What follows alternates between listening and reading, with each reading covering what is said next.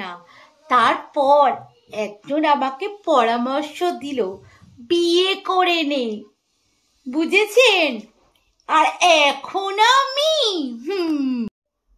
এখন আমি বাসন মাজার পাশাপাশি ঘর মুছতেও পারি, বুঝেছেন? রান্না করতেও পারি, কাপড় কাচতেও পারি, ছেলে মানুষ করতেও পারি। এমন এই টেকনিক সব এমনি এমনি শিখে যায়। এই টেকনিক এমন এক টেকনিক না, আমার গলার আওয়াজ এখন এ পাড়া থেকে ওই পাড়ায় চলে গেছে, এত চিৎকার করে কথা বলতে পারি।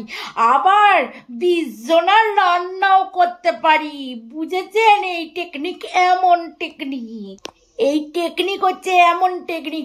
বিয়ে করা পর আমি এত কিছু সব এমনি এমনি শিখে গেছি, কোনো শিক্ষার অভাবই নেই আমার কাছে, সব শিক্ষা আমার এমনি হয়ে গেছে।